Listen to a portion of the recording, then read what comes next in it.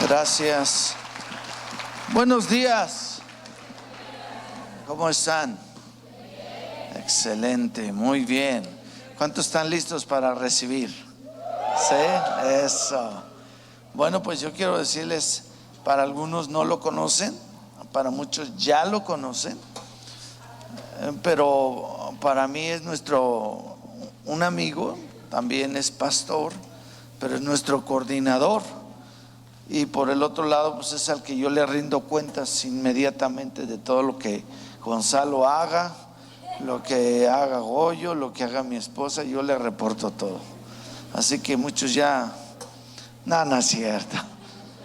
Pero bueno, es un gusto, es un gozo que podamos estar aquí porque creemos que estamos entrando en esta ruta de poder crecer y crecer. ¿Y cuántos quieren crecer? Eso es, en tu célula, en tu ministerio. Así que vamos a recibir al pastor Saúl Salamanca con mucho cariño. Pastor, bienvenido y qué bueno que estás acá.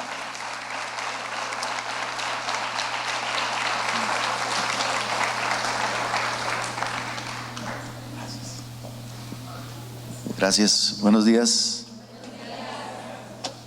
Bueno, ¿tienen sus formatos? ¿Me pueden prestar uno? Si me pueden ayudar. Hemos tenido este año un entrenamiento que hemos llamado La Meta. ¿Cuántos asistieron a ese entrenamiento? Amén. La idea es que con este seminario usted pueda reforzar algunos asuntos relacionados con el desarrollo de la visión en su ministerio o en el lugar donde Dios lo ha colocado. Antes de empezar, si quieres cambiémoslo, porque este está marcado ya como Mónica, ya tiene el sello. Quiero que coloque la mano en su corazón y diga conmigo: Señor, que la semilla de tu palabra dé fruto en mi vida al 100%. Te amamos, Señor, y te adoramos en Cristo Jesús. Amén. Entonces aquí en el formato usted ve algunos principios de la célula, principios básicos. Yo me voy a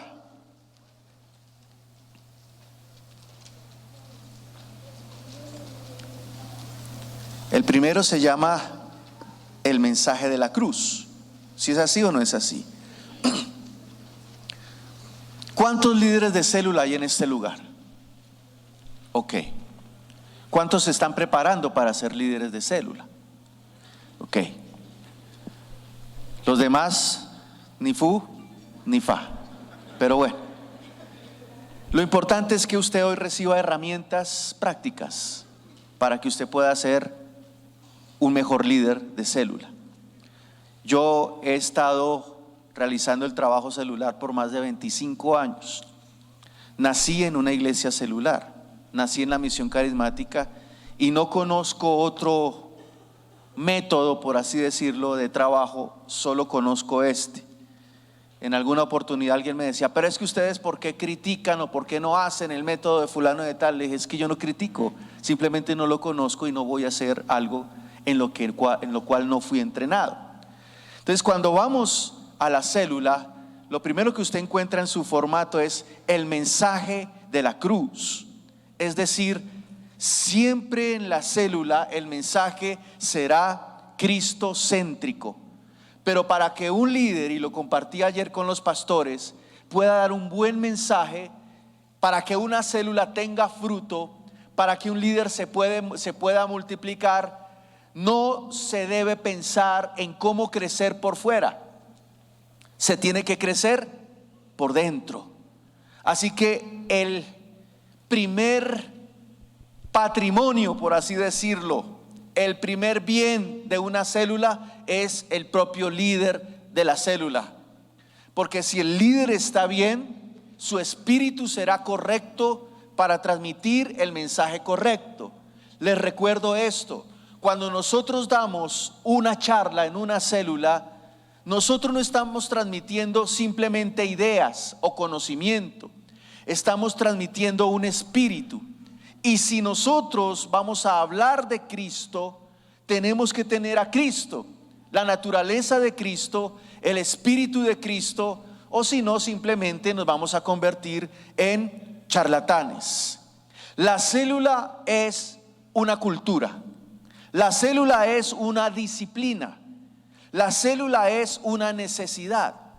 Cuando nosotros aceptamos a Cristo, surgen necesidades espirituales. La necesidad de orar, la necesidad de ayunar, la necesidad de congregarnos. Y ya como líderes también surgen otras necesidades, y es la necesidad de predicar la palabra. Pero yo debo cuidar el espíritu con el que predico la palabra. En el folleto hay un texto que quiero compartir nuevamente con ustedes. 1 Corintios 1, 21 al 23. Dice: pues ya que en la sabiduría de Dios el mundo no conoció a Dios, mediante la sabiduría agradó a Dios salvar a los creyentes por la locura de la predicación. Nosotros predicamos a Cristo crucificado, para los judíos ciertamente tropezadero, para los gentiles locura. La cruz es locura para los gentiles, pero es un refugio para los creyentes. De lo que más se ha predicado y a través de las enseñanzas del pastor César, ¿usted se acuerda 3 propiedades de la cruz? A ver, ayúdenme.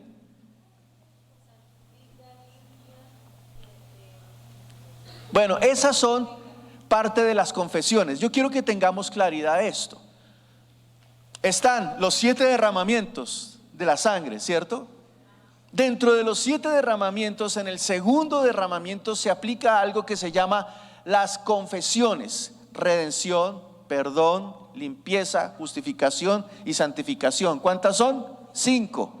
Pero aparte de eso, tenemos que tener claridad qué hace la cruz. Y la cruz tiene 3 propiedades: absorbe, ¿cierto?, cancela y reemplaza. Diga conmigo: absorbe. Ahora, ¿qué absorbe? Los pecados, las maldiciones. Colosenses 2:14 dice: el Señor despojó a los principados, a las potestades, los exhibió públicamente, triunfando sobre ellos en la cruz del Calvario, anulando el acta de decretos que había contra nosotros. O sea que toda acta de decretos es cancelada. Absorbe. Cristo se hizo maldición porque está escrito. Si usted transmite eso en la célula, mire, no se preocupe por poner bonitos bosquejos, por solamente pasar videos. La gente necesita más que metodología o ayudas audiovisuales. La gente necesita conocer cuál es el poder de la cruz aplicado a su vida. Cuando usted se enfoca más que en un bonito video o que en poner buenas galletas o buen café, esas son cosas secundarias. Lo que más le importa a la gente es que la célula supla una necesidad, revele el propósito de Dios en la vida de cada uno de ellos, afirme las raíces de sus convicciones. ¿Qué debe tener la célula? Ayúdenme. ¿Qué debe hacer la célula? ¿Qué debe lograr el líder de célula? Número 1, suplir ¿qué?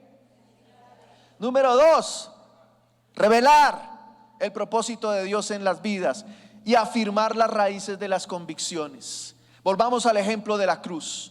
Hablamos que la cruz absorbe, ¿cierto? Cancela. Ya no vivimos nosotros. ¿Quién vive? Cristo. Somos nuevas criaturas. Las cosas viejas pasaron. Ellos tienen que nacer de nuevo. Ellos tienen que tener claridad, y usted primeramente. Yo estoy suponiendo que usted ya es un líder de célula con una revelación plena y que ya puede aplicar estas cosas. Y la cruz reemplaza, que es la ley del intercambio.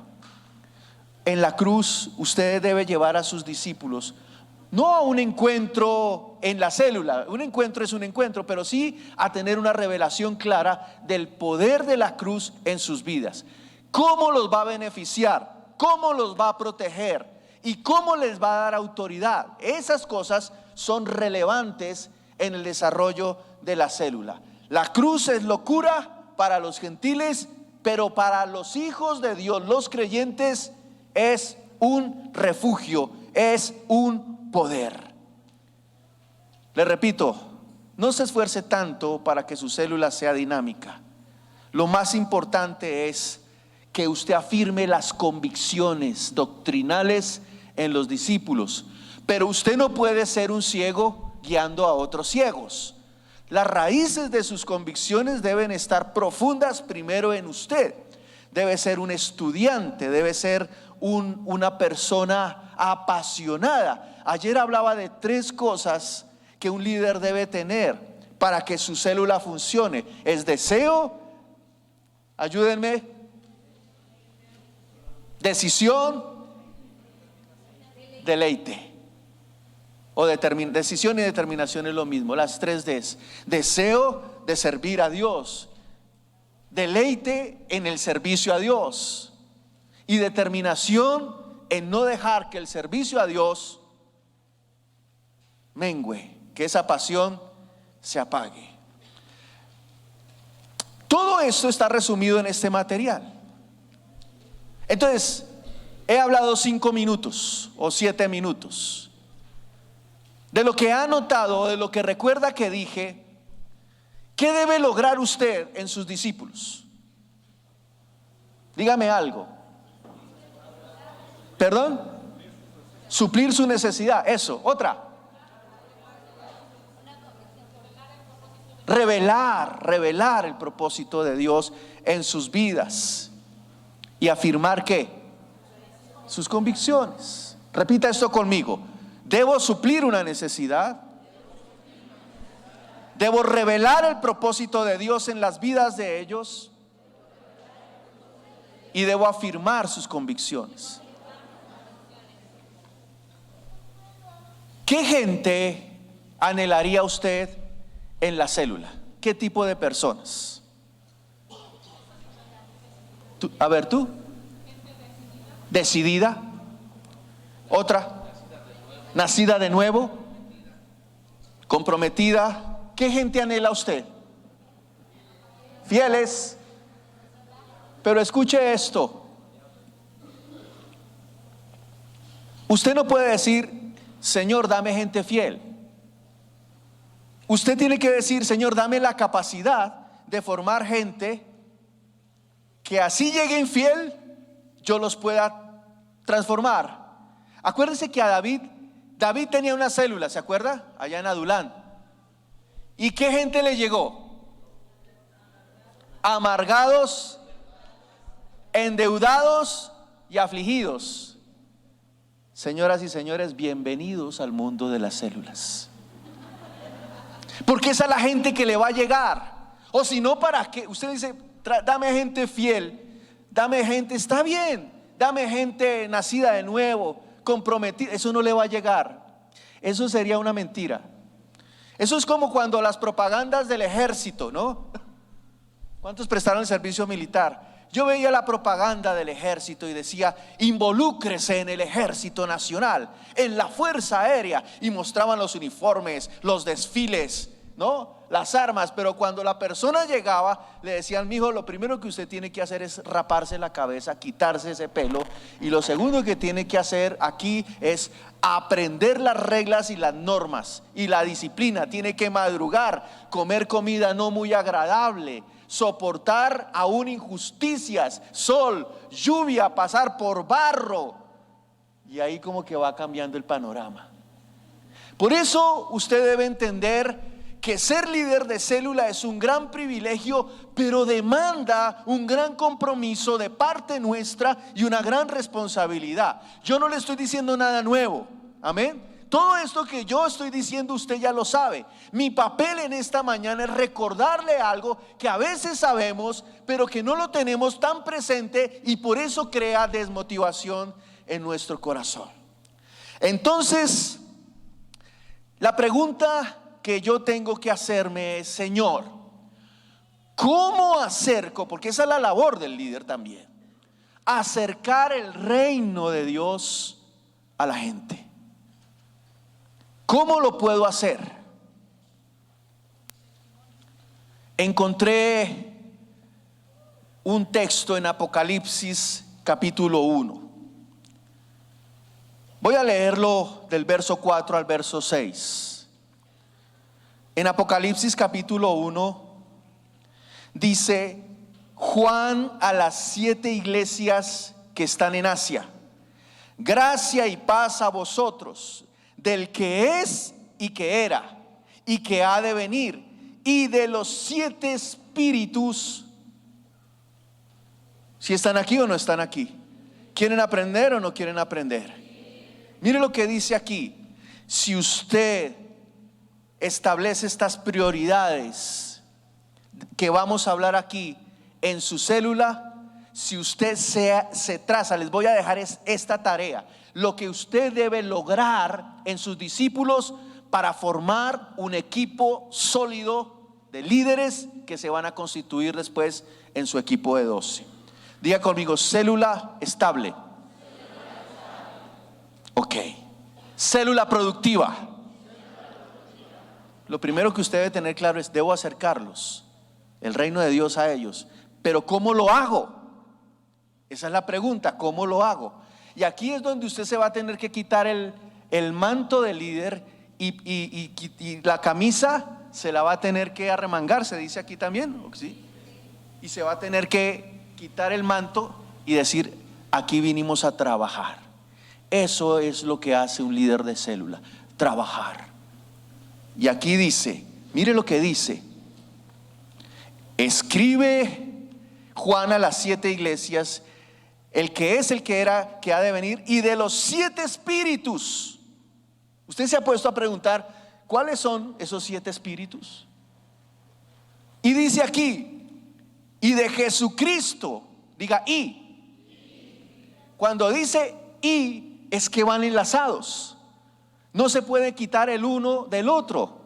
Dice: y de los 7 espíritus, y de Jesucristo, primogénito de los muertos y soberano, al que nos amó y nos lavó de nuestros pecados con su. Y después dice: y nos hizo reyes, y nos hizo sacerdotes. Ese es el resultado final de lo que vamos a aprender acá. Dios nos hace reyes, nos hace líderes, nos hace sacerdotes si formamos esto. ¿Cuáles serán los 7 espíritus? Ya lo sabemos. Son los 7 derramamientos. Porque note que está ligado a la sangre de Cristo. Dice: y de los 7 espíritus, y de Jesucristo y su sangre. Así que si nosotros regresamos sin la sangre y sin Jesucristo, no habría tampoco un poder espiritual en la iglesia moderna. Amén. Entonces, ¿qué debo hacer? Vamos a hacer un repaso de lo que usted ha aprendido acerca de la sangre. ¿Cuántos derramamientos son? 7.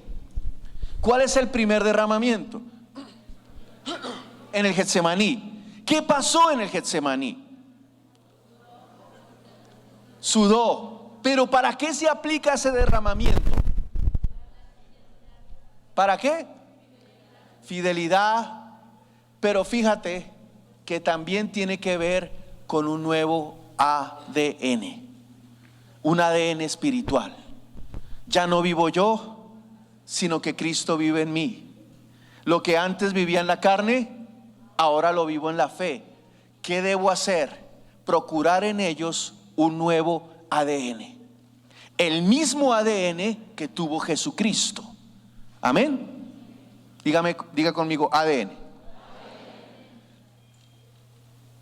Usted recordará en el Getsemaní, Jesucristo derramó y dijo de su sangre y dijo: si es posible, pasa de mí esta copa, pero que no se haga mi voluntad, sino la tuya.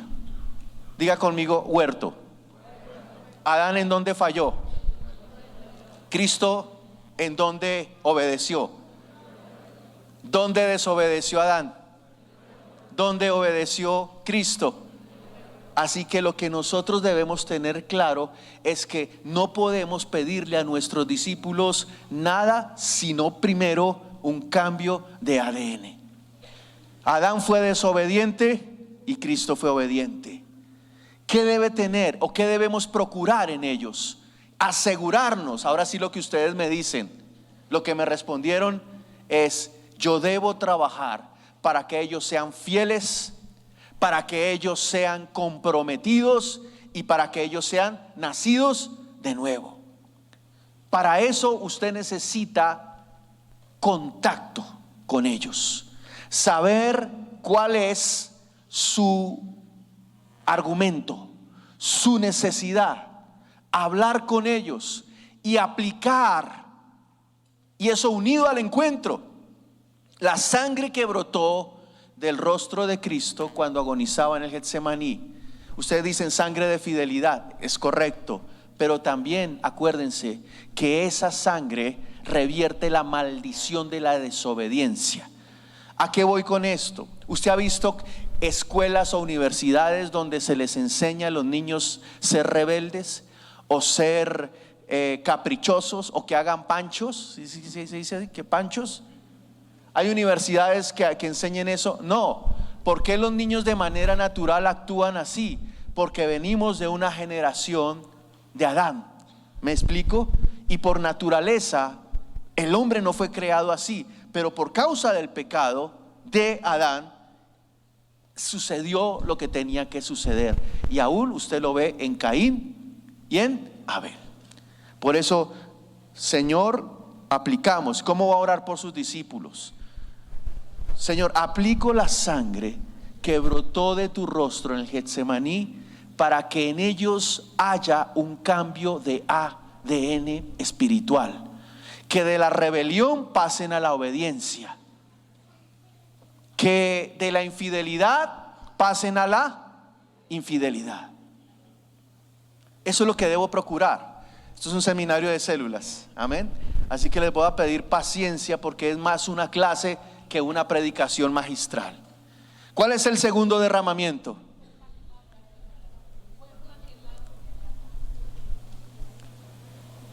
La sangre que brotó del cuerpo llagado. ¿Qué hace esa sangre? Lo que le estoy diciendo a usted es una meta que se debe trazar para que sus discípulos tengan esa naturaleza ideal, productiva, para ser parte de su equipo. Él no puede caminar lastimado. Yo hablo de dos tipos de heridas: las heridas físicas, enfermedades, y las heridas espirituales. La gente que llega a nuestras células, aquellos amargados, endeudados y afligidos, vienen lastimados, vienen confundidos.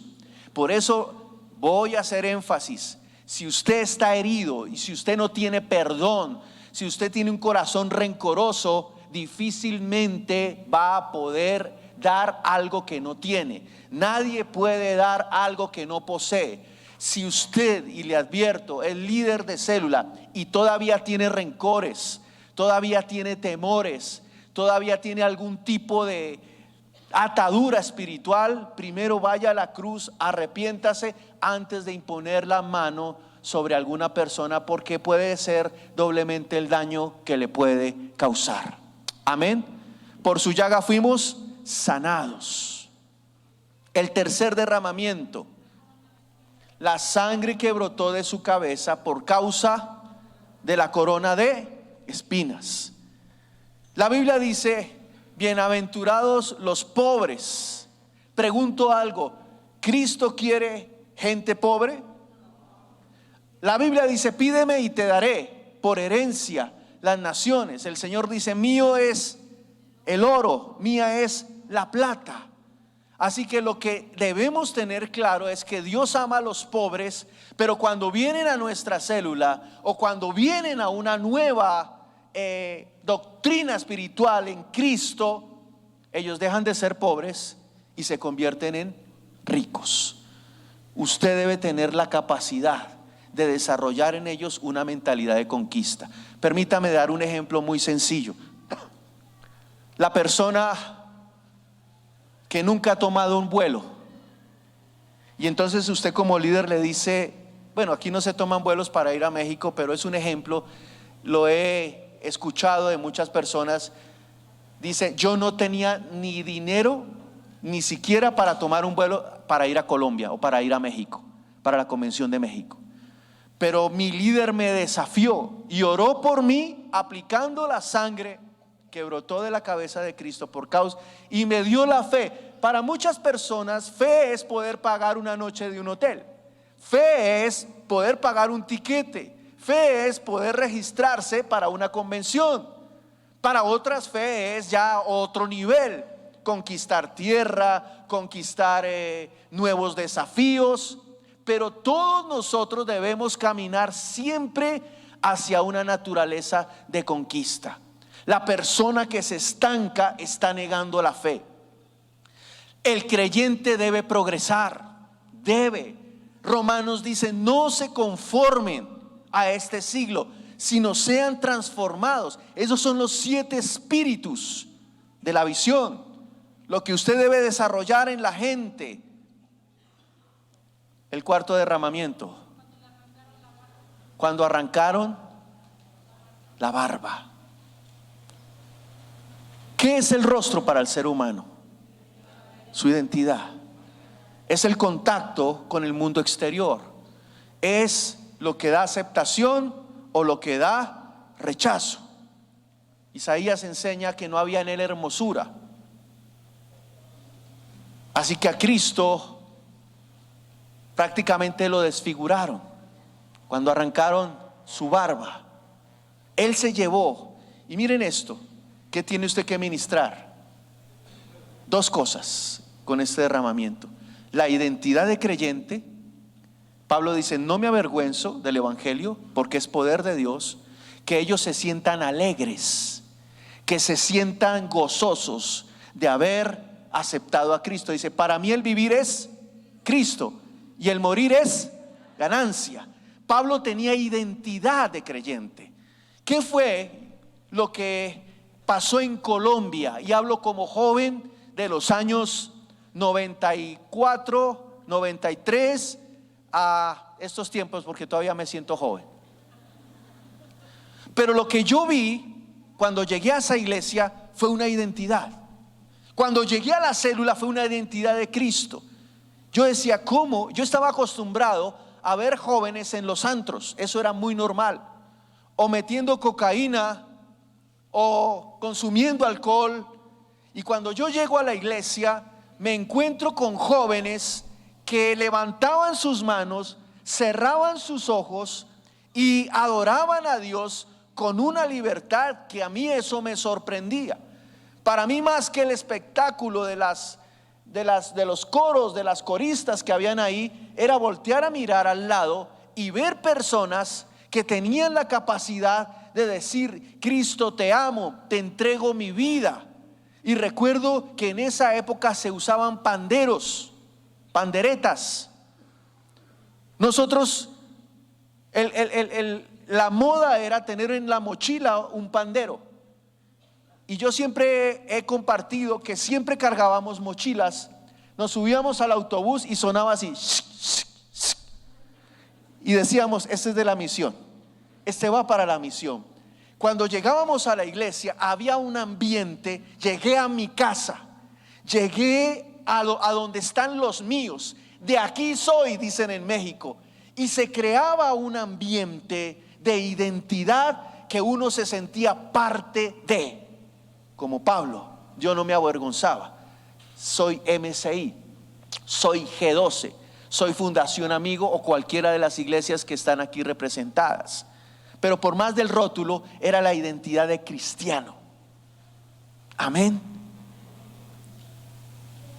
Cuando usted le dice a una persona con firmeza, Cristo te ama y tiene un plan para tu vida, usted le está diciendo a la persona, yo conocí a un Cristo y te puedo acompañar a que tú también lo conozcas. Me explico. Pero si usted no tiene identidad, siempre lo he comparado con el piloto de un avión. Creo que la mayoría aquí hemos montado en avión. Y usted escucha las palabras del piloto. Señoras y señores, buenas tardes. Habla el capitán de este avión. Mi nombre es fulano de tal. Damos la bienvenida y gracias por escoger nuestra aerolínea. Volaremos a una altitud de 35,000 pies. Nuestro destino final, Tulancingo. El tiempo de vuelo serán 2 horas. Las condiciones meteorológicas son estables. A los 10,000 pies le seguiremos informando. Gracias por su atención. Entonces usted lo que piensa ahí mientras está sentado es: el tipo se nota tranquilo, me da tranquilidad, ¿sí o no? Se nota seguro, me da seguridad. Pero usted se imagina el mismo piloto diciendo: señoras y señores, la verdad es la primera vez que voy a volar este avión. No estoy muy seguro porque en la clase de navegación no me fue muy bien. Por favor, abróchese bien su cinturón y ore por mí, porque la verdad estoy pasando por un momento familiar muy triste. Yo creo que usted se baja de ese avión, ¿cierto? Usted dice: no, yo a este tipo no me le subo. ¿Saben que la gente nota en nosotros como líderes la seguridad de Cristo? Y entonces usted le dice a la gente: Cristo te ama y tiene un plan para tu vida. Es porque usted lo ha vivido. Es porque su pasión es Cristo. Es porque su prioridad es Cristo. Y la gente se sienta en la silla de su célula viajando con una persona que sabe dónde está y hacia dónde los va a llevar. Pero siempre he dicho que hay gente que se sienta en la célula y habla con una inseguridad, con un argumento de pecado, y trata de continuar como si nada hubiese pasado. Y ahí es donde se empieza a afectar la condición espiritual de la iglesia, porque nosotros debemos aprender a caminar en un liderazgo sano, en autoridad. Y entonces mucha gente, yo tenía un amigo, conocía Biblia. Yo creo que la persona de jóvenes que más he conocido de que sepa Biblia es él. Y el hombre sabía la palabra, pero se sentaba en la célula y lo que intentaba era no llevar a la gente a Cristo, sino que la gente mirara lo mucho que él había sufrido por causa de Cristo, y los desenfocaba y decía: aquí donde me ven ni he comido. Y yo vine a darles esta célula porque me vine hasta a pie, porque yo creo en Dios y quiero cumplir con mi responsabilidad de hacer la célula. Y les hablaba con una actitud de derrota que al final yo creo que los mismos discípulos decían: Señor, ayuda al miserable de nuestro líder para que te conozca y crea el Dios de poder. No hay identidad. Estoy exagerando un poquito, pero a veces es necesario, diga conmigo, identidad.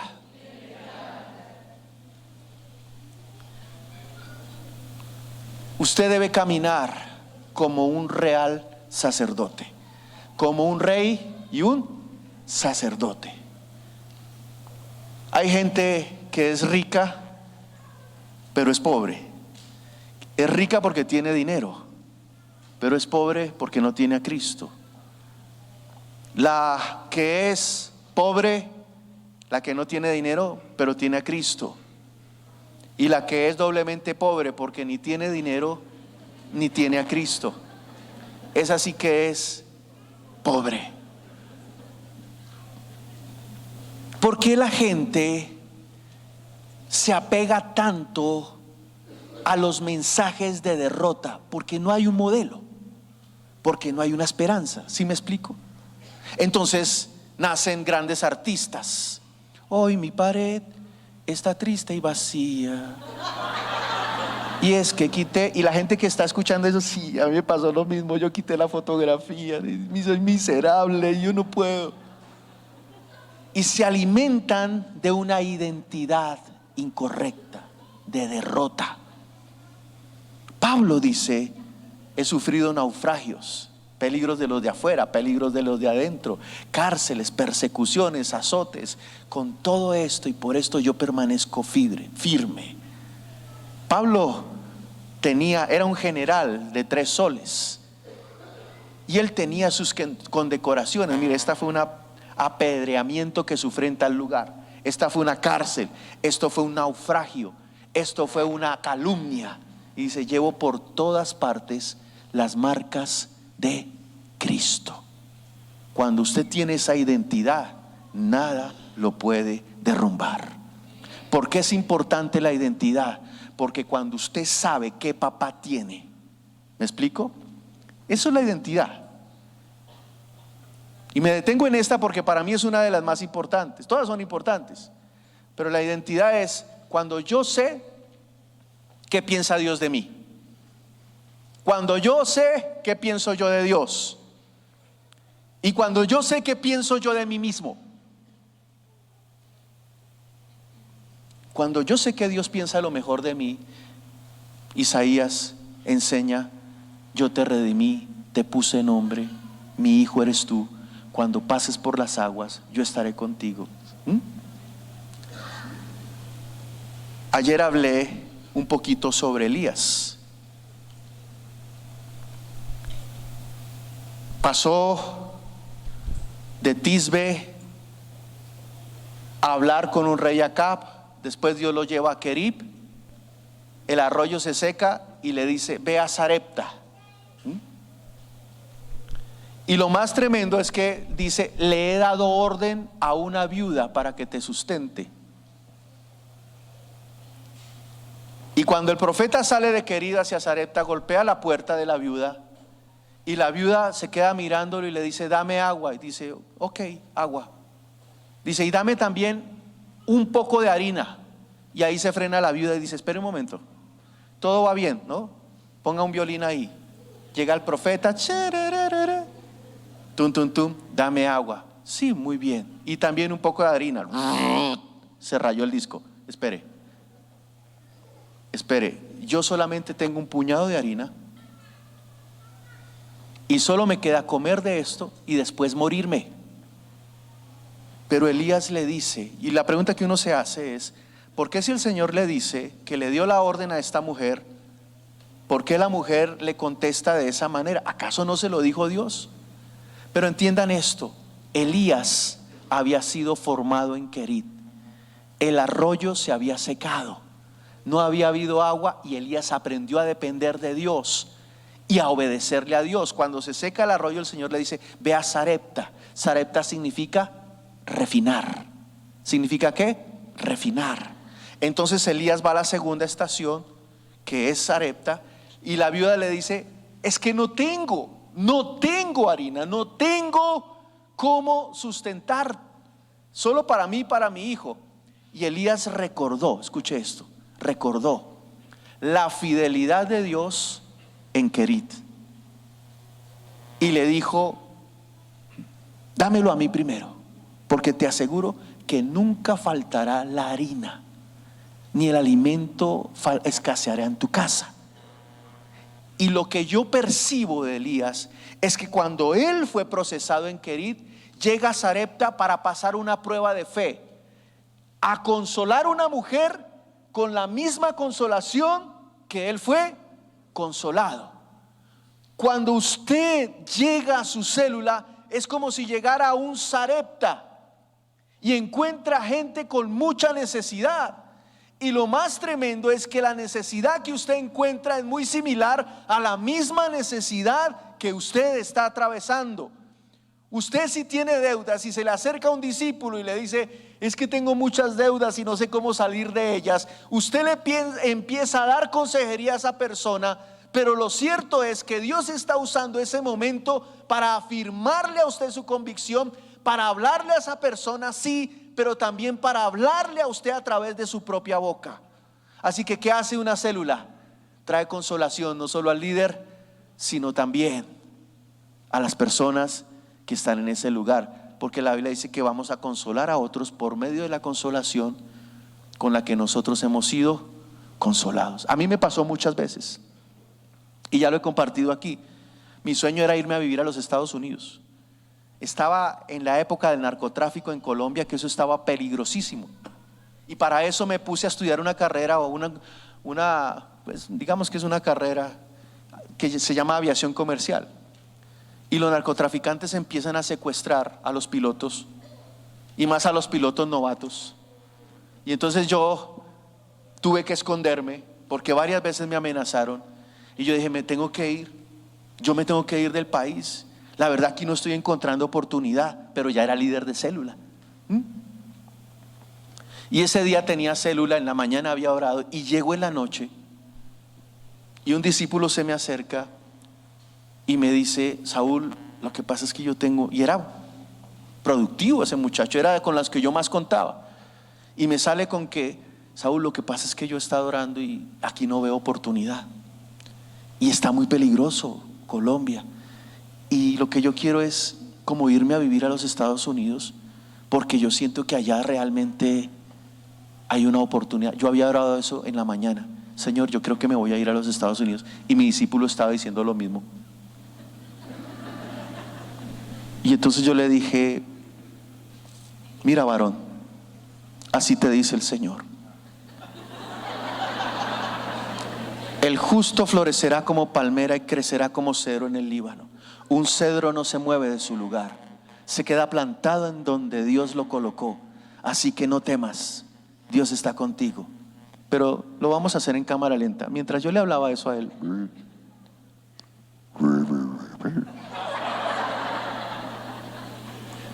Dios me estaba hablando a mí. Por eso Elías le dice: nunca faltará la harina, porque él lo vivió. ¿En dónde? En Querit. ¿Por qué usted debe amar la célula? Porque donde Dios más me habló a mí en la célula, en la vida, fue en la célula, perdón. Donde Dios más me habló a mí personalmente fue predicándole a otros.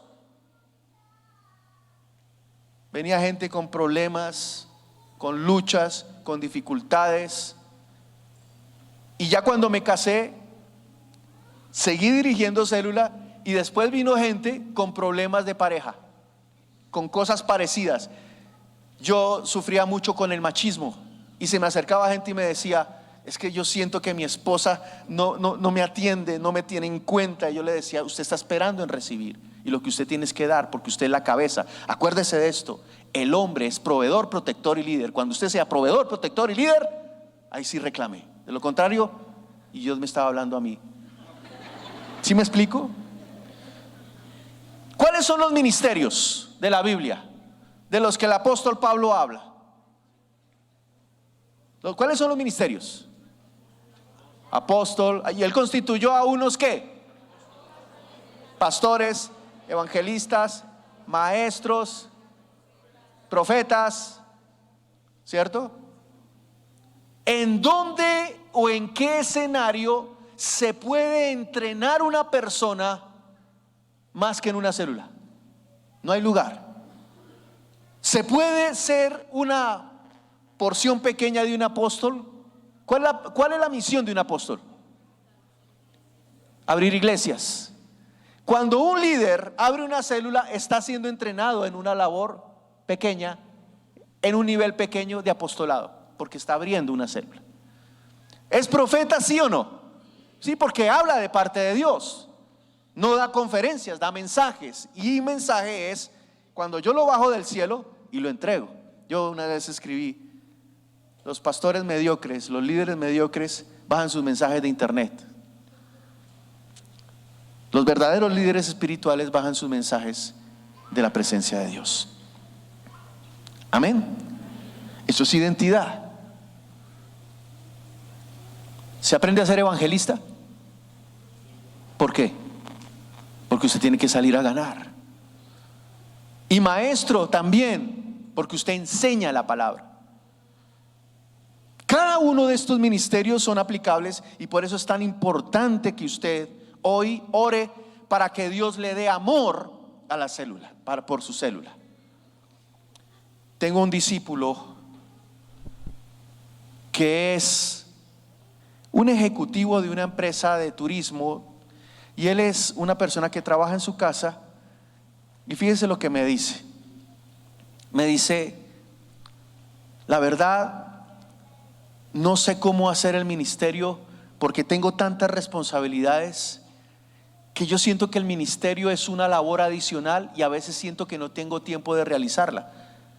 Le dije: ¿por qué no nos sentamos y hablamos? Yo anoche lo dije: yo siempre invito a mis discípulos a tomar café. Aquí se les invita a una taquiza o a una barbacoa, ¿no? Eso de café, no, vamos para lo grande.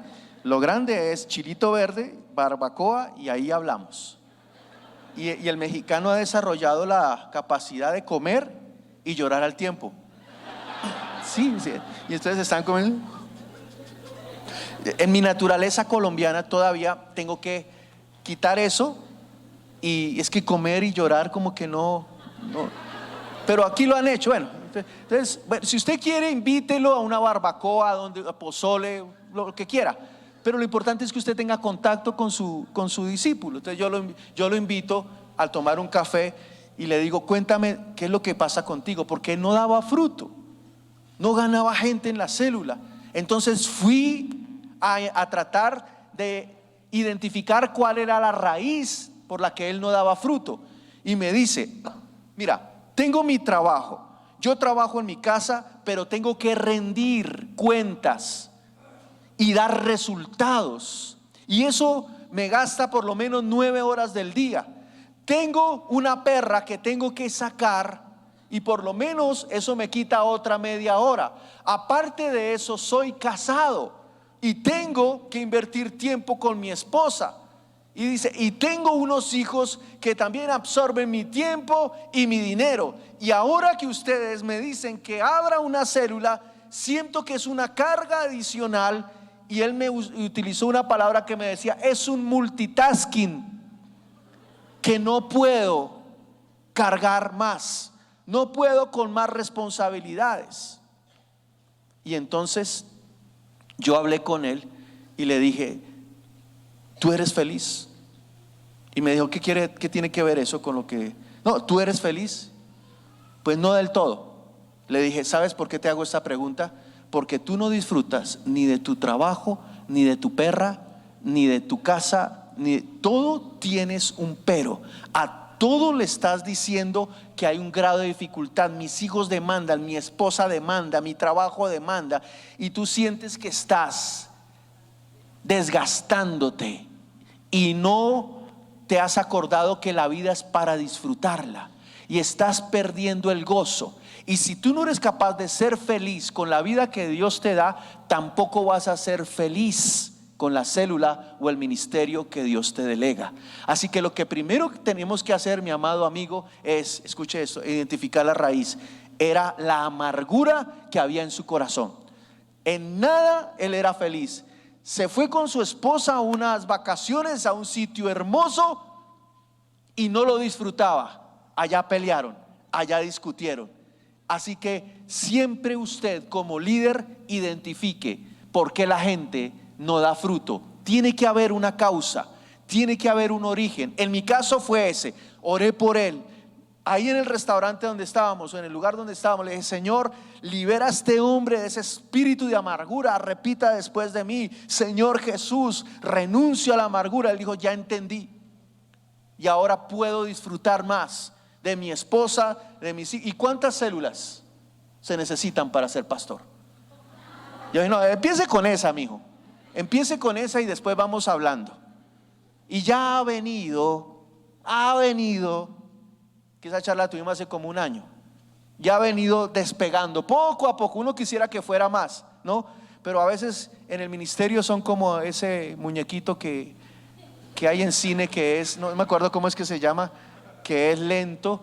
Pero lo importante es que sea rápido, sea lento, sea productivo.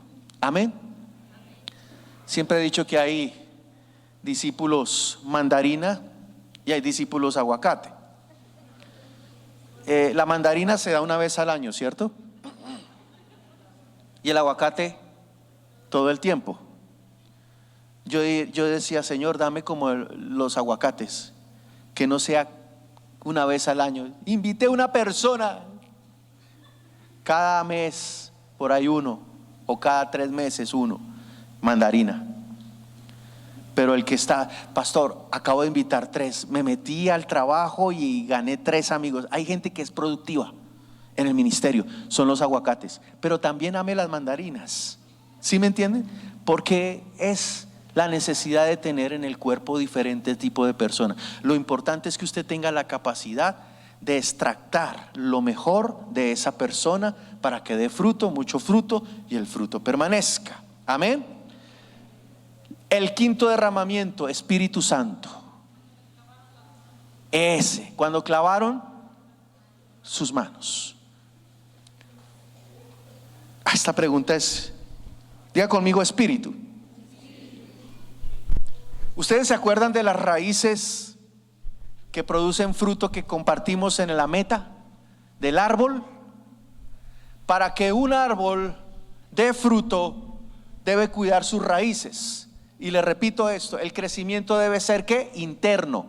Un árbol crece primero por dentro, después da fruto externo. Dentro de esa raíz hay 4 cosas que se deben cuidar en el carácter o en la naturaleza del líder: el espíritu, el carácter, la doctrina y la estrategia. Aquí nos hablan del quinto derramamiento, que es ¿qué? El espíritu. Diga conmigo, espíritu. ¿Cómo sabe usted que es lleno del espíritu? Gálatas 5:22 dice el fruto, ¿cierto? El amor, gozo, paz, paciencia, benignidad, bondad, fe. ¿Qué debe usted cuidar en su discípulo y qué debe cuidar usted mismo? El espíritu. Si hay gente amargada, usted debe ministrarles contra el espíritu de amargura. Yo he detectado que en los hombres hay 3 cosas que los atacan. Bueno, hay otra que es fuera de concurso, que es la inmoralidad. La inmoralidad es como fuera de concurso, pero hay 3 cosas que atacan a los hombres. Yo me preguntaba esto, no sé si a ustedes les pasa esto, hablo de los pastores. Las mujeres avanzan a un ritmo y los hombres avanzan a otro. Hay hombres que hasta ahora están arrancando y están en el mes de enero. Acaban de salir del Guadalupe Reyes. Y como que ya en agosto están diciendo, ¿y qué onda? ¿Qué es lo que hay que hacer? Como que no se dan cuenta, ¿no? Yo tengo en mi equipo de 12 gente así. Mire, son buenos empresarios. Esos sí son unos tigres para los negocios, son buenísimos. El otro es un médico excelente. Ya me quitó el apéndice y la vesícula. Y el hombre es apasionado. Es que me duele la cabeza, le voy a quitar el apéndice. Y yo, bueno, quíteme el apéndice. Bueno, todo por amor al discípulo. Estoy exagerando. El otro es un comerciante impresionante. Eso va a China 2 veces al año y el hombre monta un negocio, monta otro. El otro tiene una bodega gigante donde vende harinas, abarrotes. Y yo los veo unos tigres y yo los veo llegando en sus carros y en el ministerio nada. Ahí, como dicen las abuelitas, dan fruto el día de San Blando, que no se sabe cuándo.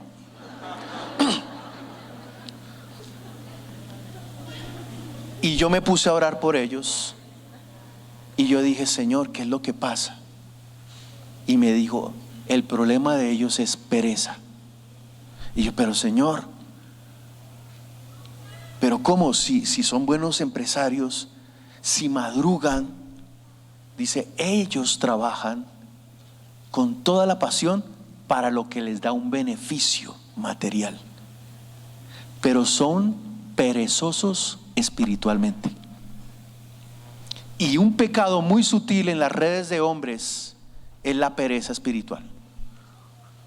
Yo le estoy compartiendo a los pastores y a los líderes, si no tomamos nosotros las riendas en la red de hombres, el eslabón más débil de una cadena determina la fortaleza de esa cadena. Y los hombres, hablo de los de Ciudad de México, son perezosos espiritualmente. Los de Tulancingo, ni los de Ajapusco, ni los de no son ni los de Pachuca, ninguno de ellos son perezosos. Porque ellos sí oran, sí ayunan. La palabra oración y ayuno. Dígale a un hombre dos cosas: ayune y diezme. Ahí le va doliendo el estómago. Ayuno, ¿saben? El Espíritu nos da a nosotros el poder para hacer el ministerio. El Espíritu nos da la gracia para dar fruto. Nadie podrá, por más de que se afane, añadir a su estatura un codo. El ministerio no es ni del que quiere ni del que corre, sino del que Dios tiene misericordia. El pueblo de Israel le dijo a Josué: mira, Josué, nuestro siervo y nuestro líder Moisés murió. Nada más te vamos a decir algo. Vamos a ir a donde tú nos digas que vayamos, ahí iremos contigo. Nada más preocúpate y esfuérzate para que así como Dios estuvo con Moisés, también esté contigo. Note que todo lo que hemos hablado de células hasta ahora está muy relacionado con un crecimiento interno. Les hago una pregunta: ¿cuánto duró el ministerio de Cristo en la tierra? 3 años y medio. ¿Cuánto vivió Pedro con Jesús? 3 años y medio. ¿Pueden sacar su celular un momento, por favor? Ese ejercicio ya lo he hecho con los pastores. Hay una aplicación que es la calculadora. ¿La puede abrir, por favor? Abra su calculadora y haga conmigo esta cuenta. ¿Cuántas horas vivía Jesús con Pedro? 24 horas, ¿cierto? ¿Cuántos días a la semana? 7. Multiplique esto, 24 por 7. ¿Cuánto da? Vamos a dejarla hasta ahí para no avergonzarnos y multiplicarlo y llegar a los 3 años. Dejémoslo ahí. ¿Cuántas horas semanales invertía Jesús en Pedro? ¿Siento qué? Ahora, ¿Jesús era poderoso, sí o no? Era el Hijo de Dios, ¿cierto? Era lleno del Espíritu. Si una persona llena del Espíritu invierte semanalmente, ¿cuántas horas? 168 horas. Nosotros pensamos que con 1 hora semanal de célula ya tenemos el mundo entero ganado para Cristo. Pero ¿a qué voy con esto? Yo no le estoy pidiendo que usted lleve a sus discípulos a vivir a su casa. No, ni yo lo quiero hacer. Ahí se acudo a la gracia, Señor. Pero lo que sí me deja este numerito en mi conciencia es una pregunta: ¿qué tanto de mi vida estoy invirtiendo en mis discípulos? ¿Qué tanto de mi compromiso se ve reflejado en el resultado que tengo ahí? Entonces los pastores somos cómodos, ¿no? No atendemos a nadie, no nos acercamos a la gente, y sí pretendemos que un domingo, en una charla de 1:30, ese discípulo cambie. Le compartí al pastor Asael los momentos más importantes, y hablo como discípulo, de mi vida. Los he vivido con el pastor César, no en el púlpito, sino desayunando con él, vacacionando con él, visitando su casa o él visitando la mía. Y eso ha creado ¿qué? Una conexión.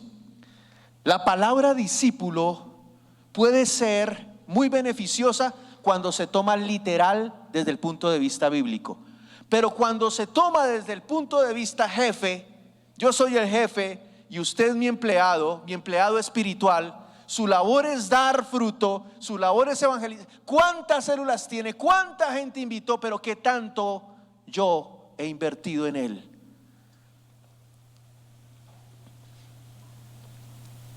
La gente cree primero en el mensajero, ama primero al mensajero y después a su mensaje. La gente acepta primero a la persona y después su predicación. Cuando usted se para en un púlpito, la gente que es su discípula, usted debe hacerlo sentir que cada uno de ellos es especial.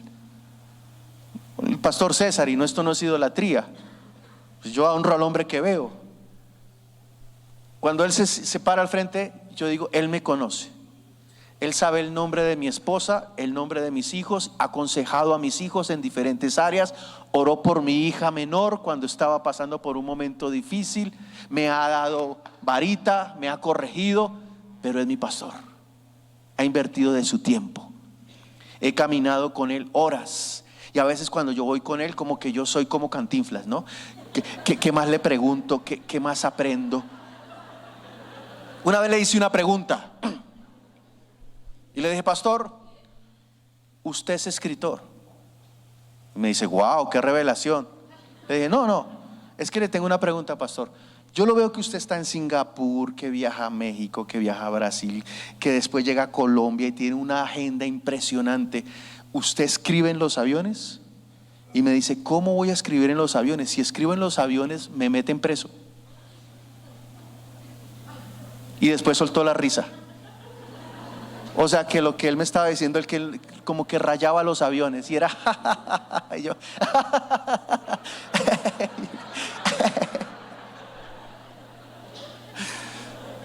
pero su sentido del humor, su sencillez a mí me predican, hermano. La manera, hasta mire, una vez yo veía que él se hacía la corbata como a mí me gustaba. Y en un restaurante le dije, pastor, ¿cómo se hace el nudo de la corbata? Y se quita el nudo, vea. Y yo tenía mi corbata, en esa época usaba corbata. Haga así y haga el nudo. Y yo, eso es discipulado, hermano. Mire, yo veo que él se baja del avión con una maleta, porque yo lo voy a recibir al aeropuerto siempre en las convenciones. Se baja con una maleta así. Por favor, esto no lo graben ni lo monten en YouTube. No. Una maletica así. ¡Pum! Al otro día, un traje. Al otro día, otro traje y otros zapatos y otra camisa. Yo le digo, pastor, espere, porque yo lo recogí a usted en el aeropuerto y yo veo que usted usa diferentes trajes y todos planchaditos. Y me dice, es que yo mi equipaje lo pongo en iCloud. O sea, lo monta en la nube. ¿No entendieron? Y me dice, yo todo lo tengo en esta maleta. Y me enseñó a empacar una maleta de tal manera que la ropa no se arrugue. Eso es discipulado. Y le dije, pastor, pero ¿usted cómo hace? Y me dice, para que la camisa no se arrugue, yo uso no me dijo truco, me dijo, yo tengo un método. Y me dijo, le pongo agua a las arrugas y las cuelgo en la ducha mientras me baño, el vapor del agua las plancha. ¡Wow! ¡Ay! Pastor, ¿a dónde iré si solo tú tienes palabras de vida eterna? ¿Saben qué es discipulado? Conexión con la gente, hermano. Pero a veces somos divas. ¿Usted sabe cómo son las divas, no? Llegan en su carro, se montan a su camerino, se maquillan, dan su show, se bajan y ¡fum! Como el ninja, una cápsula y el pastor, no, ya se fue. O el líder de célula. Miren, los mejores líderes de célula son aquellos que dan la milla extra. Alguien dijo, la diferencia entre lo ordinario y lo extraordinario es el extra. Tal vez lo que la gente más va a valorar de usted es el tiempo que compartió con ellos. Jesús predicaba en el Sermón del Monte, jornadas extenuantes, y los discípulos se daban cuenta que él terminaba y se iba a orar. Por eso le dicen: enséñanos a orar. ¿Saben por qué? Porque cuando uno predica o le sirve a Dios, derrama de su espíritu, ¿cierto? Pero Jesús siempre se encargaba de volverse a llenar en oración. Por eso es tan importante cuidar el espíritu. Hay un dicho muy mexicano y es que el diablo no te agarre en curva. Es cuando usted ese día, porque no tuvo tiempo, porque no sé, tuvo que madrugar mucho, no tuvo un contacto con Dios, no se llenó de Dios, y en la cotidianidad, en el transcurso del día, viene una situación que requería de una unción especial en su vida y usted toma una decisión incorrecta. ¿Por qué? Porque ese día usted estaba vacío. Amén. ¿Por qué se deprimió Elías, cuando Jezabel, la esposa de Acab, le dijo: te voy a matar? La pregunta que uno hace es: ¿cómo este hombre pudo enfrentar 450 profetas de Baal? ¿Y cómo se intimidó ante una vieja de esas? Ante una señora, hermana, una señora de estas. ¿Cómo pudo enfrentar a todo un ejército? ¿Y por qué se deprime contra la amenaza de ella? Lo que yo veo ahí es que Elías se fue caminando por un desierto, pero la Biblia no dice, ni tampoco lo desmiente. Es que siento que Elías salió extenuado y se acostó debajo de un enebro. No se llenó de Dios, y por eso empezó a decir: basta ya, Jehová, quítame la vida. ¿Por qué un líder se deprime? Porque pierde el espíritu. ¿Por qué un líder se desanima? Porque deja de llenarse de lo que antes se llenaba. ¿Qué es lo que más un líder debe cuidar? ¿Y cómo se llena una vida del espíritu? ¿Y por qué se descuida la oración? Porque sabemos hacer las cosas, tenemos un conocimiento intelectual, pero no lo hacemos. Yo conozco gente que es muy espiritualoide. Una cosa es espiritual y otra cosa es ser espiritualoide. El espiritualoide es el que dice: Dios le bendiga, hermano, ¿cómo está? Para la gloria de Dios, bien. Bueno, me alegra, aleluya, a su nombre santo. Yo no lo critico, yo lo respeto, pero yo siempre digo: ay, Señor, este hombre tiene el típico perfil del espiritualoide, de aquel que tiene la imagen pero no la semejanza. Y para ser espiritual debemos tener la imagen de Cristo, pero también la semejanza. O sea, no solamente parecerse. Dios le bendiga, aleluya, ya su nombre. Y uno ya sabe el ritual, ¿no? Si yo les digo a usted: ya su nombre, ya su gloria, ahí ya se va reduciendo. Dígale al que está a su lado, y es que es como un ritual, ¿no? Ya nos subimos los domingos. Dígale al que está a su lado: hoy será un tiempo de bendición y Dios transformará tu vida y te llevará de victoria en victoria. Y el otro, la pobre congregación. Pero ¿qué tanto del espíritu tenemos cuando nos subimos a un lugar como estos? O en su célula cuando usted predica. Nos acostumbramos a la rutina. ¿Por qué el Señor atacó a los fariseos? Porque tenían la experiencia, pero no tenían el Espíritu Santo. Cuando tenemos el Espíritu Santo, es que este tema es muy interesante. ¿Cuánto tiempo tengo, pastora, para esta charla? ¿15 minutos? Mire, yo quiero ser claro en esto. Cuando yo tengo el Espíritu Santo, yo debo tener claro en mi vida que tengo el fruto del Espíritu, ¿cierto? Amor, gozo, paz, paciencia, benignidad, bondad, fe, mansedumbre, templanza. Gálatas 5:22, ¿cierto? Ese es el primer paquete. Pero para uno ser lleno del Espíritu tiene que tener tres cosas claras. ¿Cuál es su fruto? ¿Cierto? ¿Cuál es el don? ¿Y cuál es el ministerio? Frutos Dones y ministerios. Cuando yo sé que tengo el fruto, estoy caminando en un carácter conectado con Dios. Cuando tengo el don, tengo la herramienta para desarrollar bien el ministerio. El don de la predicación, el don de servicio, el don de la profecía, ¿cierto? Y cuando tengo el ministerio, tengo claro el rumbo, el lugar donde Dios me coloca y en qué me voy a desempeñar. ¿Usted lo tiene claro? ¿Usted sabe cuál es su ministerio? Todos me miran, todos miran atrás. No, es a ustedes, a todos en general. ¿Usted tiene claro que tiene el fruto del Espíritu? ¿Cuándo yo necesito fortalecer el Espíritu en mi vida? Todos los días. Imagínense, yo vivo en México y el tráfico en México es complicado. La inseguridad en México es tremenda y uno se tiene que llenar de Dios. Uno no se puede dar el lujo de salir sin llenarse de Dios, porque el enemigo, vuelvo y repito, lo puede agarrar a usted en curva. Yo tengo que tener el amor por Dios, por mi esposa, por el ministerio, el gozo. ¿Tiene usted gozo? ¿Disfruta usted lo que hace? ¿Es usted una persona humilde o tiene arranques de ira?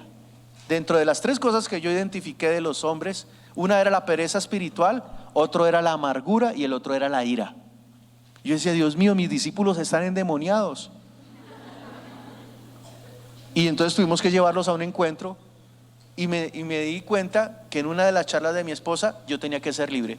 Y yo estaba ahí al lado con mis discípulos de perdón, porque yo les había transmitido algo que no era correcto. ¿Qué le transmite usted a su gente? ¿Qué les transmite? ¿Usted no ha visto que hay líderes que son como cara larga todo el tiempo? Pastor, pues en esta iglesia, pues pastor, sí, pues sí, se sienten víctimas. Y ve los discípulos de ellos detrás de él. ¿Sí lo ha visto? ¿Usted ha visto el discípulo sanguíneo? Y había una vez un hombre y se sienta en cualquier lugar. Había una vez un tipo que no sé qué cuenta y estaba el mexicano, los chistes de los mexicanos. Había un mexicano, un argentino y siempre el mexicano lleva la peor parte y el sanguíneo y los discípulos se ríen de los chistes de él y bromean igual que él y todos son igual de sanguíneos que él. Porque nosotros transmitimos una naturaleza. Por eso cuide su espíritu. Cuide su espíritu. Tenga claro que usted es el reflejo de Cristo.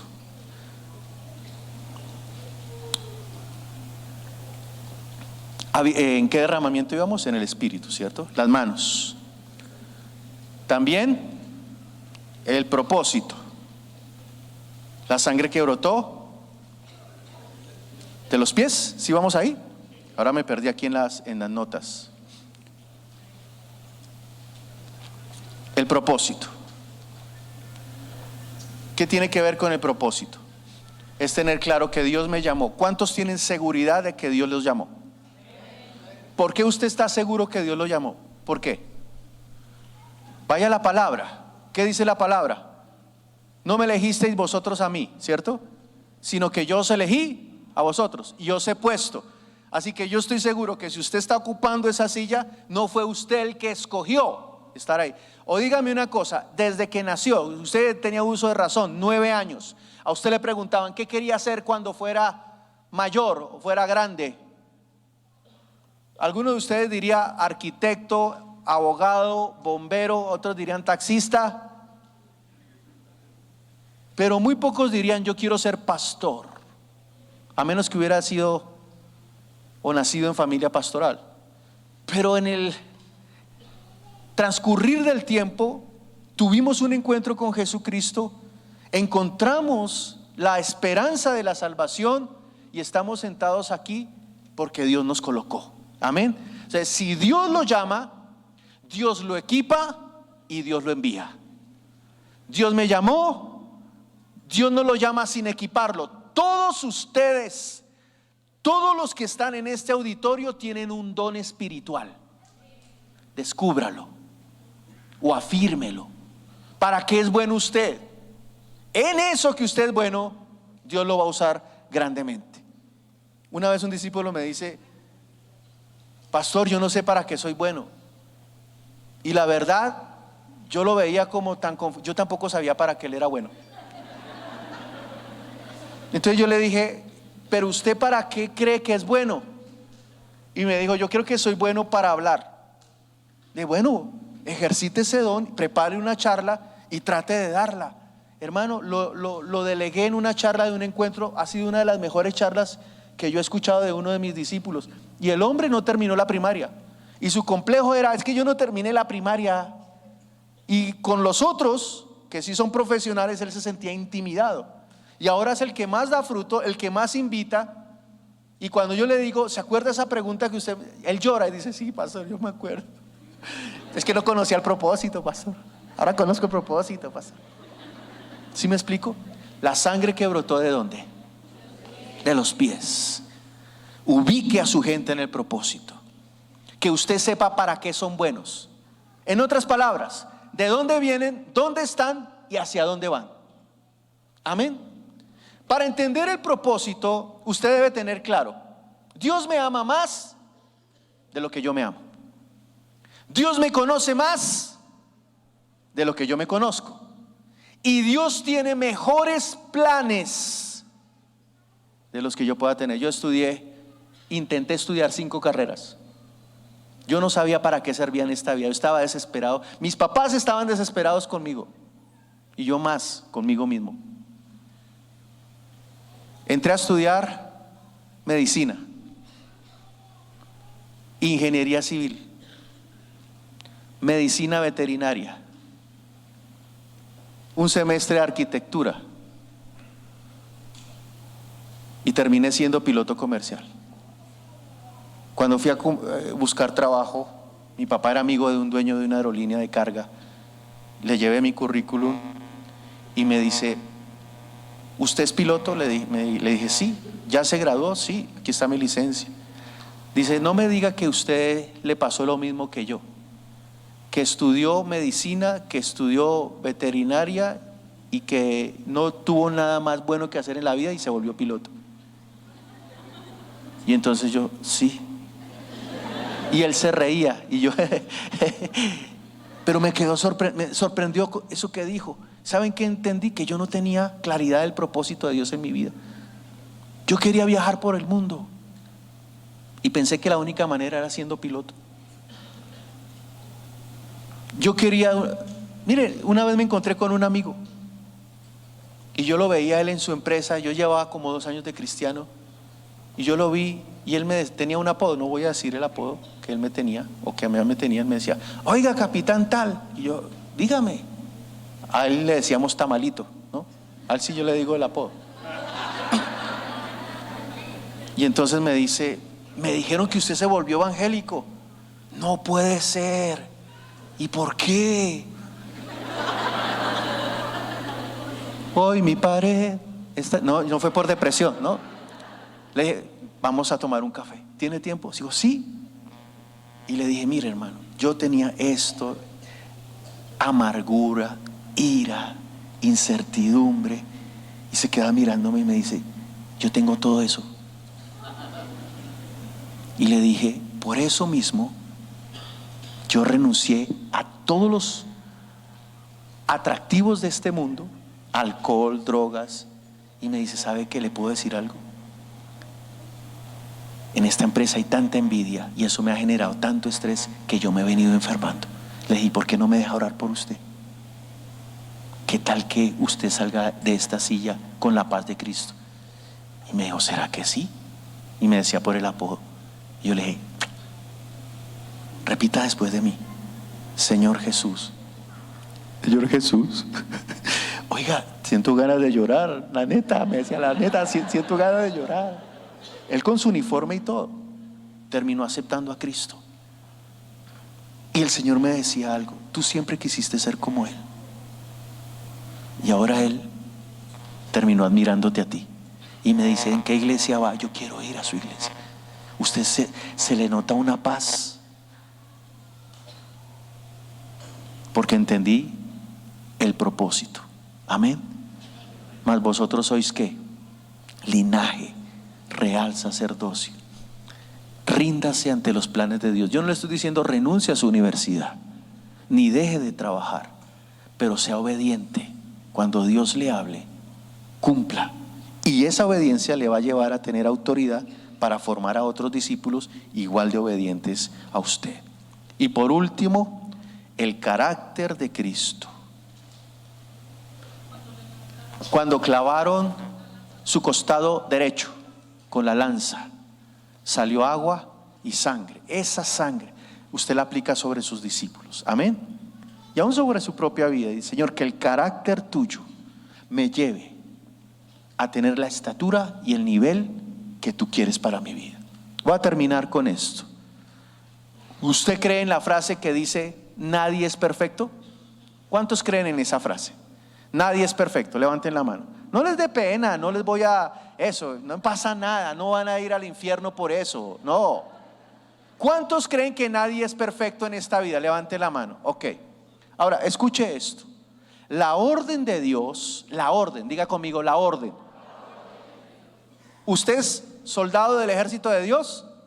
Haga así. Un poquito descoordinado este ejército, pero no importa. Si su papel es ser soldado de Cristo, ¿cierto? Usted debe obedecer.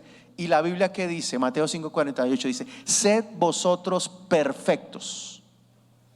Ay, ay, ay. Como vuestro Padre que está en los cielos es perfecto.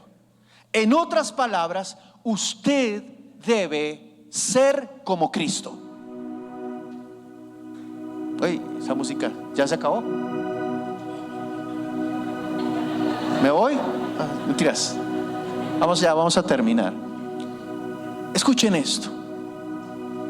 Yo busqué nacionalizarme. No he podido. Perdí el examen. Pero me preguntaban unas cosas, 300 preguntas. Todos mis discípulos pasaron, pastor, mira, este fue el cuestión, estudies estas preguntas. Y yo estudié sobre Coatzacoalcos, sobre Frida Kahlo, sobre Cantinflas. Sí,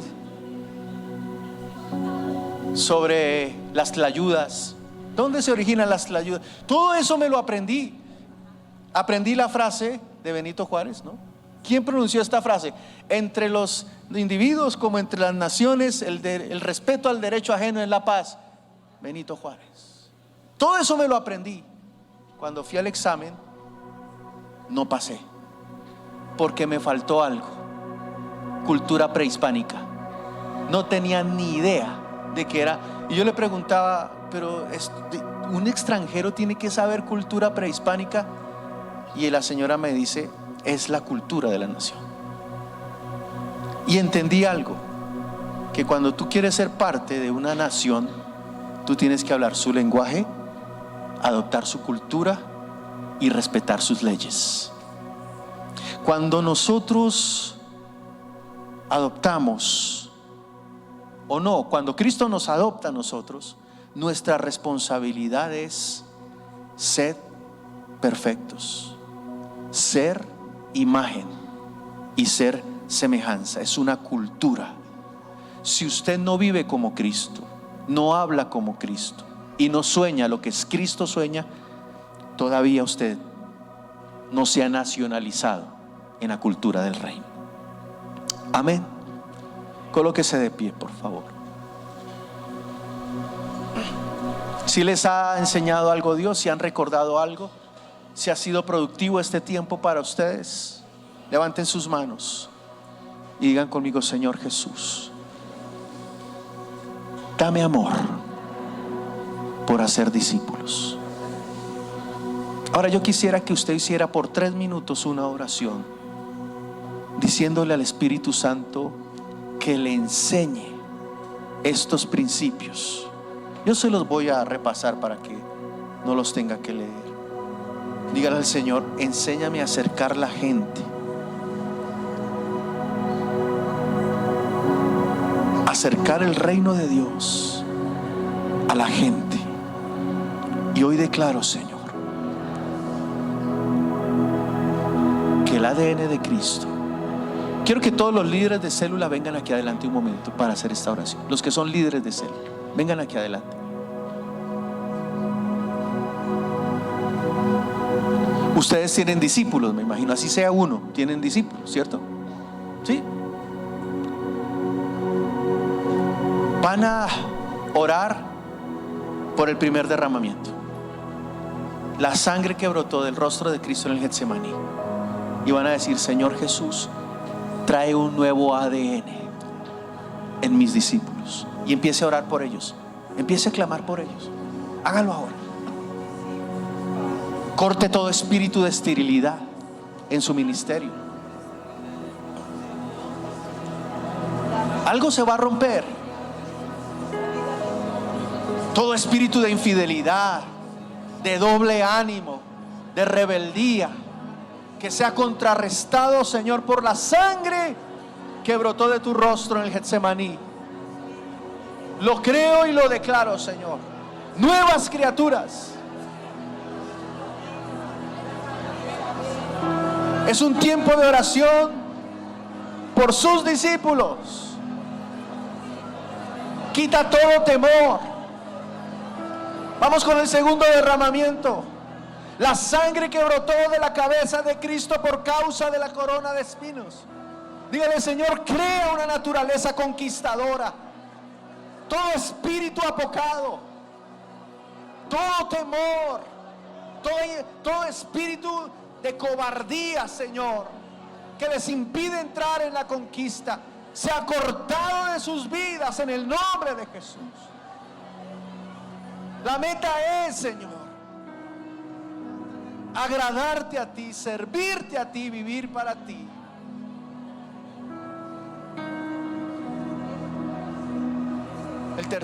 El segundo derramamiento, la sangre que brotó del cuerpo llagado.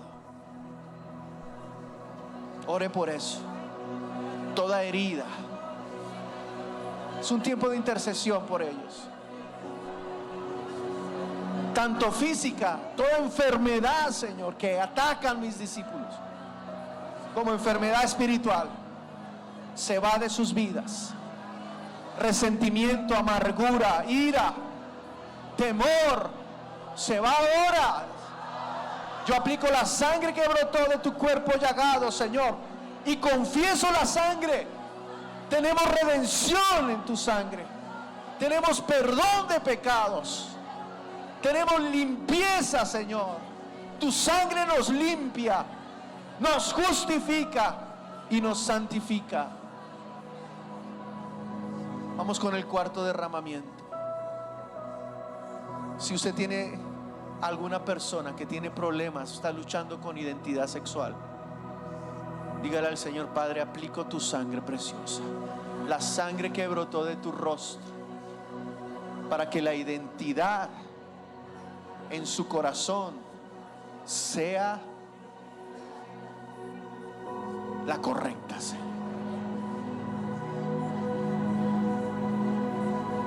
Si todavía ellos divagan en doble ánimo, aplique este derramamiento y diga: Señor, todo doble ánimo, toda falta de compromiso, toda falta de identidad con la palabra, con el carácter de Cristo, con la iglesia, Señor, sea cortada. Este es un tiempo de oración. Así es que se hace que el ministerio crezca.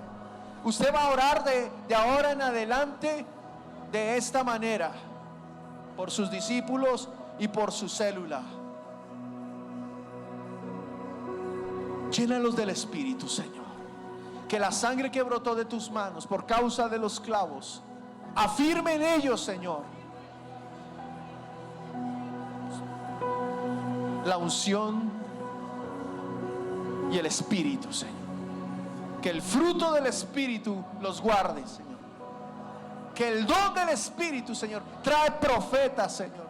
Trae gente a la célula, Señor. Enséñame a formarlos de tal manera que ellos puedan descubrir, Señor, lo mismo que tú me has revelado a mí, Señor. Que sean llenos del Espíritu Santo, Señor. Que tú levantes profetas, predicadores, evangelistas, maestros, apóstoles, profetas, en el nombre de Jesús de Nazaret. La sangre que brotó de los pies, que los ubique en el propósito.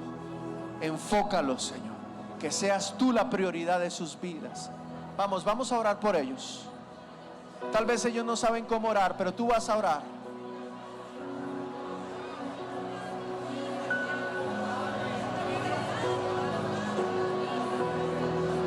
Es un tiempo de intercesión por ellos.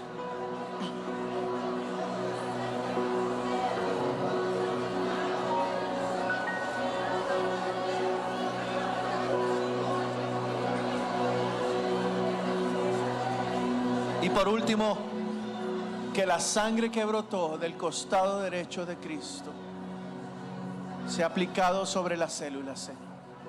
Que el carácter de Cristo sea revelado a ellos. Todo espíritu de estancamiento espiritual sea anulado ahora. Que sean perfectos, Señor, como nuestro Padre que está en los cielos es perfecto. Que se establezca la cultura del reino, Señor, en la iglesia, en las células. Ahora ore por su célula y bendígala. Identifique qué está frenando la célula. Si es la falta de amor, el primero que se debe evaluar es el líder. Si es la falta de compromiso,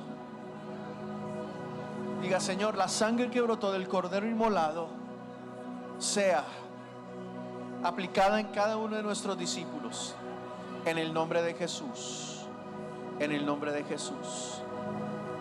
Anoche estaba en el cuarto del hotel y Dios me dio la palabra para cada uno de ustedes. Dice Hechos 6:7: y crecía la palabra del Señor y el número de los discípulos se multiplicaba grandemente en Jerusalén. Jerusalén es el lugar donde Dios lo colocó a usted. Amén. Así que extienda sus manos y en un acto de fe usted va a imponer esas manos sobre su célula y va a decir: Señor, yo soplo vida sobre el ministerio celular que tú me has confiado, sobre la iglesia que tú me has encomendado, y profetizo, Señor, que tu palabra crece, el número de discípulos se multiplica grandemente en el lugar donde tú me has colocado. Padre, bendigo esta palabra y bendigo a cada uno de estos tus hijos. Llénalos, Señor, y llévalos a otro nivel de fe y de compromiso. Que esta primera porción de la mañana sea tu Espíritu Santo liberado sobre cada uno de ellos, Señor, y que el ADN de la multiplicación, de la integridad, de la cultura del reino sea sellando nuestros corazones. Coloque la mano en su corazón y diga conmigo: Señor Jesús, hoy declaro, amo el llamado, amo el corazón de pastor que tú pones hoy en mi vida. Amo el propósito. Te amo, Jesús. Gracias, Señor. Amén y amén. Vamos a dar un aplauso al Señor.